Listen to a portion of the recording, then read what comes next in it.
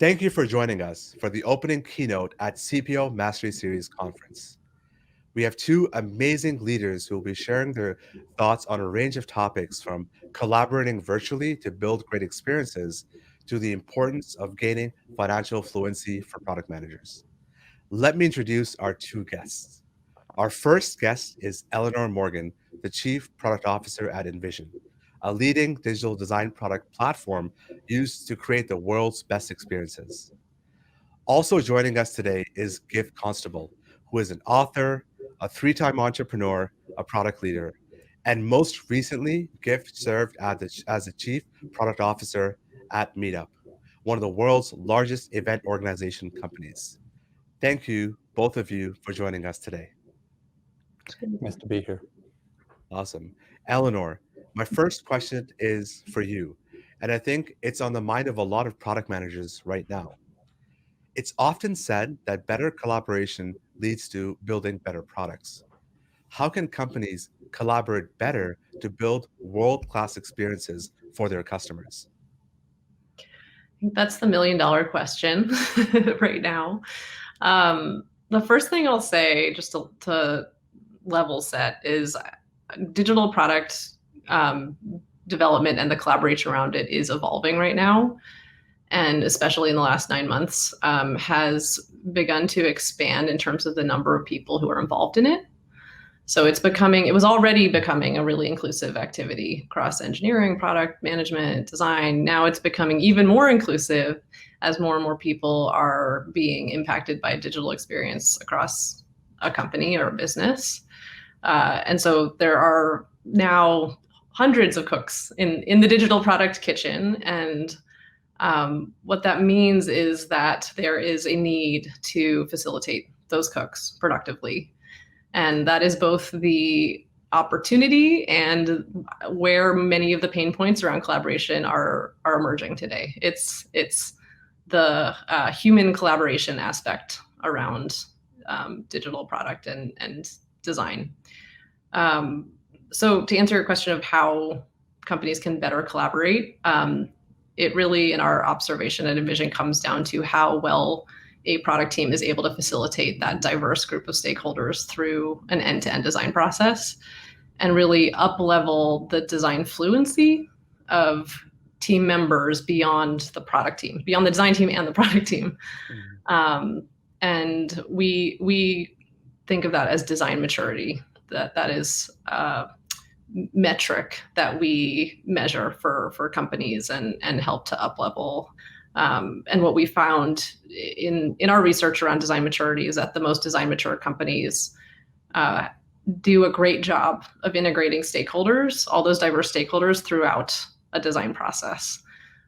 So that's what we're focused on day to day, is how to create the tools and practices to enable that, so that it doesn't feel like too many cooks in the kitchen, feels like just the right amount. And there are effortless ways for teams to move people through a design process and channel really productive input so that the digital experience is co-created and well connected to every aspect of a company's business. Awesome. That's great. Griff, any thoughts on that? Well, I agree with all that. The interesting phrase for me is often shared understanding and shared goals. And the more you have those two things and work towards them, the better. On this topic, the warning that I would give, or the danger area, is when different parts of the company are tussling over the high moral ground of who understands the customer better. I've seen this war happen between product and marketing too many times to count, and it's really unhealthy. And what you want is mutual respect, both sides actually putting in the work to understand the customer and taking their different perspectives to come together and sort of make that into better decisions together. But you need this overlay of shared goals and doing this together. Awesome. Completely. I think just to add to that, the earlier on people are involved around the goal and problem definition, the better. We've all experienced this, but I think we also see this at every scale of company. And the more people are kept appraised and involved in everything from user research to user research findings to design explorations and directions and decisions and build, also the better off everyone is. The more aligned, the better input that's given, and ultimately better product outcomes. Awesome. Yeah. So co-creation is the oxygen of a smooth development process. And that, and I think required reading for every product manager should be the 5 dysfunctions of a team. Go get that book. Thank you. So Giff, next question is for you. Why is experimentation important for product managers, and what advice do you have for product managers who want to design great experiments? So, we want our work to matter. It's as simple as that. We want our work to have impact on the customer and have impact on our business. And so in some ways it should be pretty uncontroversial that the more data points, the more proof points, the more truth you have leading into the decisions that you're going to make, the greater chance you're going to have of putting something that works out in the world. And in my experience in product, you can get the big picture stuff right, but if you get the details wrong, you're still screwed. Like, product is a game of details. And so in some ways, it shouldn't be controversial, but there's an awful lot of places that don't do experiments. They think it's a distraction. They think it takes too long. Or what they do is they put it all into A/B testing, which is just too far down the pipeline for a lot of things.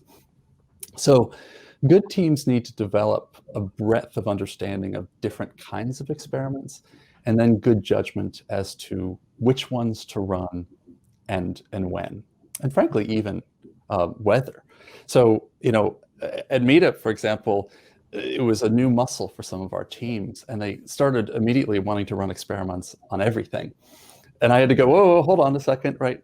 If there's no risk or uncertainty on that thing, just ship it. Just ship it, get it out, right? But where there is risk, where you've identified these question marks, go get scrappy as to how you can learn. And so, the 3 major tips I would say are: don't rely solely on A/B testing. Again, too far down the pipeline. You want to tackle your risks earlier. A/B testing is very useful and powerful, but it's not the only tool.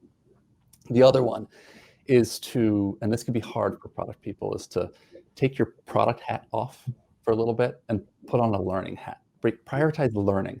When you just do that small mental shift, it's very liberating. And then the last is make sure you pair qualitative research with experiments. Awesome. Thank you, Giff. Eleanor, back to you with the next question.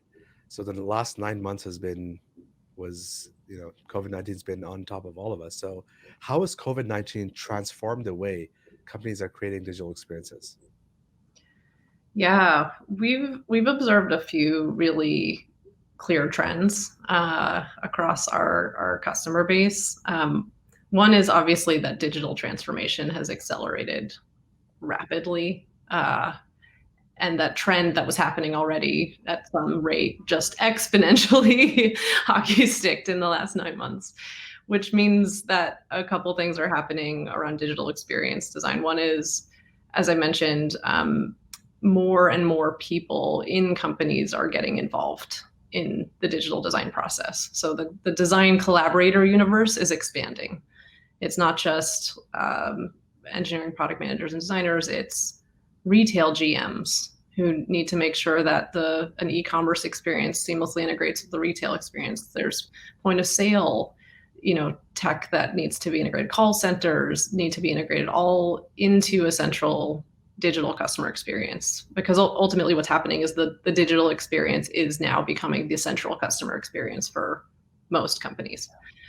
And so that design collaborator universe is getting more noisy and large.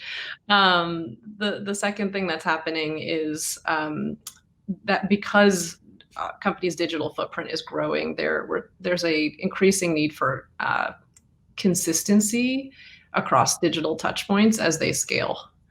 So the need around, different geographies of a business, different sub-brands, different touch points, between your mobile app, your website, your operational tech is expanding, that the need to maintain consistency in the experience across that as everyone is also trying to build super fast is just getting to be more of an acute need.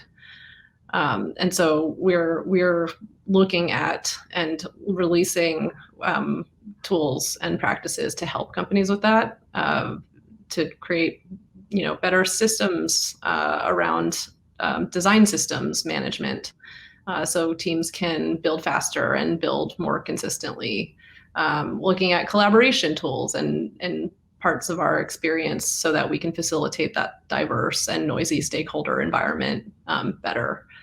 Those are two of the things that we're seeing. And the last thing I'll say is we see a need for more remote tools to facilitate the sort of messy interstitial parts of the design process that used to be done in person. So obviously screen design tools were always a need, but what happened around screen design tools was a lot of in-person meeting, swarming around product briefs, user research planning, synthesis, decision meetings, ideation, which happened in a combination of digital tools, but also physical spaces. We're seeing all of that move to digital. And what that means is tools like a whiteboard, remote real-time whiteboards, like our freehand, are seeing tremendous growth because teams need a way to come together and be generative and express creatively. So we're really harnessing our tools like freehand to really support companies as that is a growing need. That's awesome. Yeah, I was reading InVision gained 2 million users recently for some of their tools, and that it's a sign of the demand and as you said, people moving to that collaborative, co-creating way of working. Yes.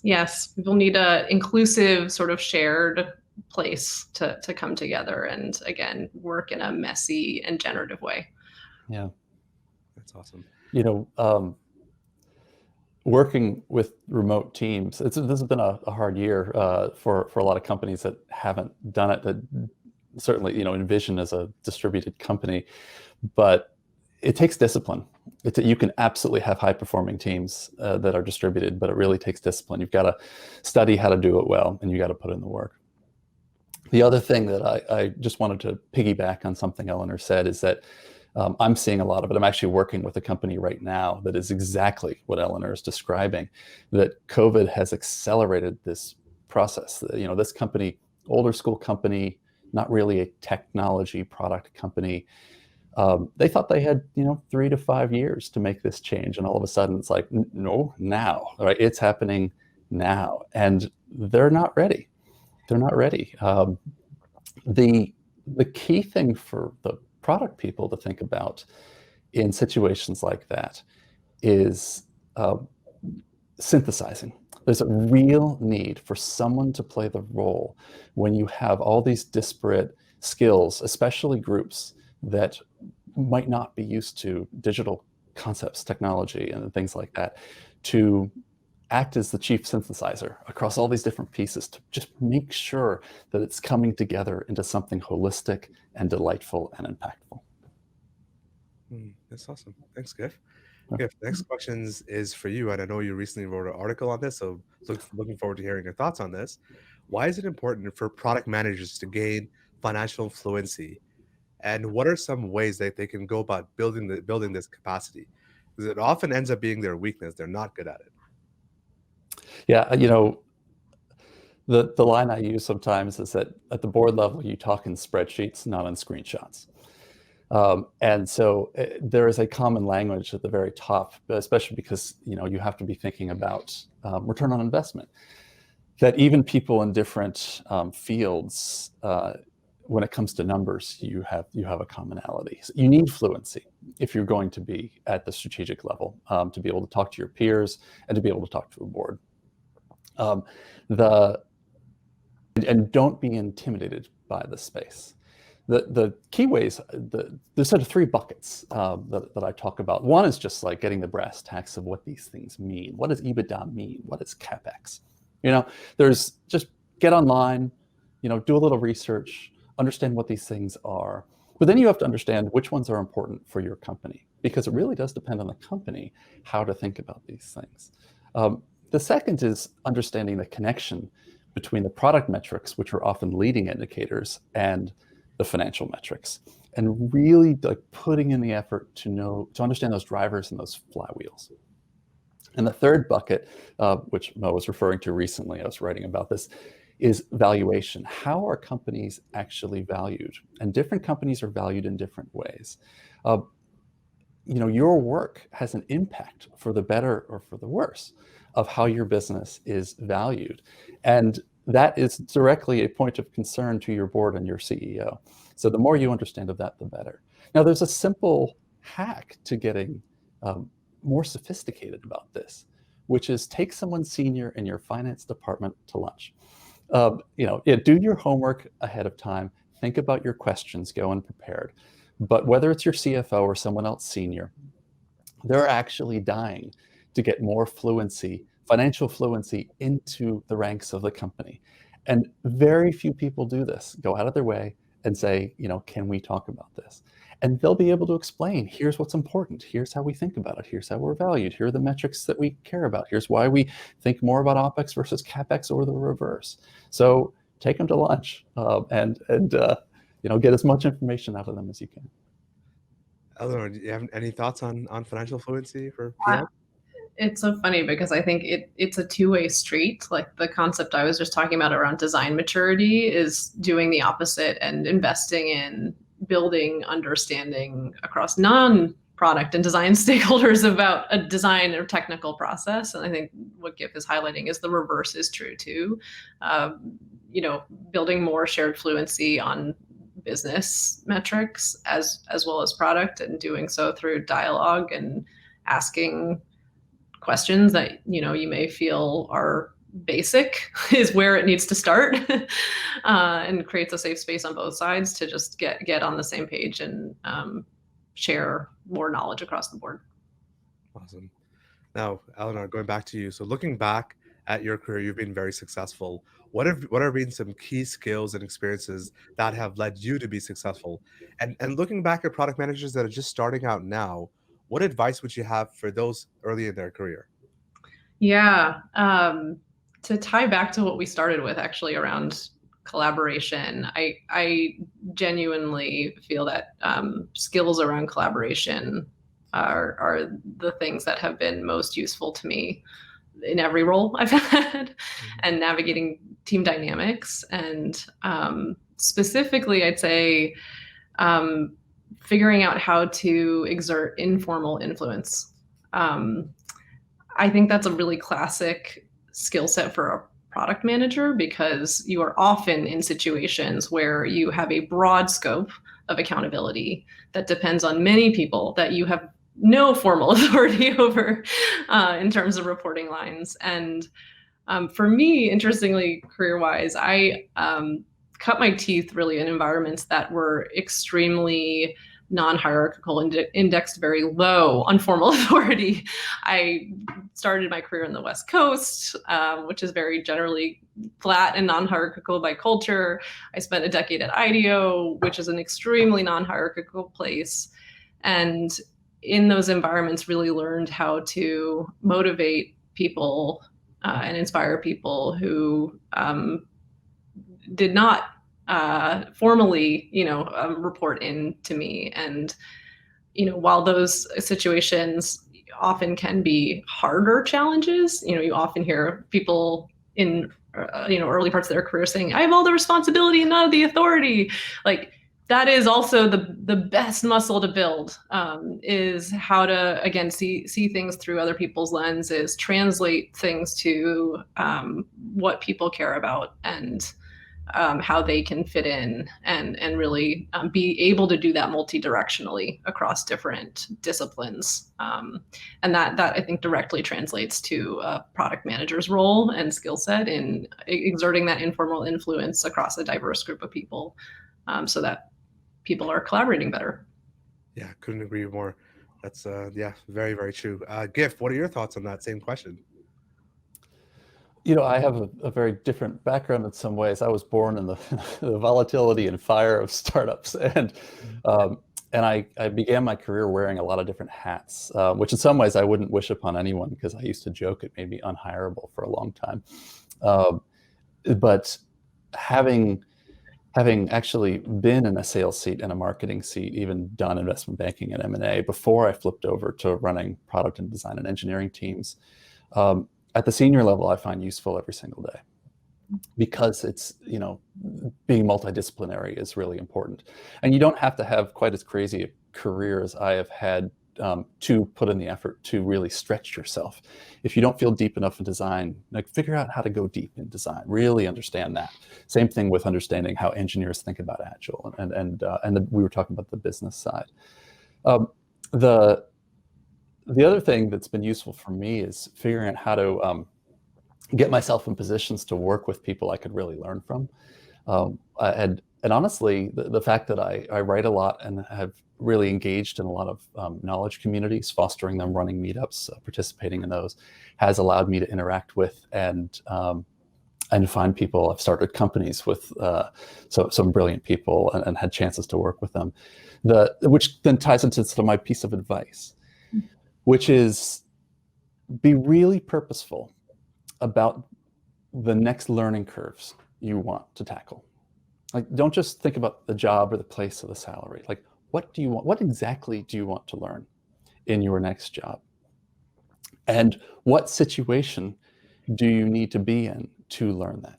And early in your career, it's about like finding that zone. What do you want to learn? And then saying, who can show me what good looks like? You know, then later on your career, as you get more senior, it's about, how do I force myself into the deep end of the pool, in the right deep end of the pool.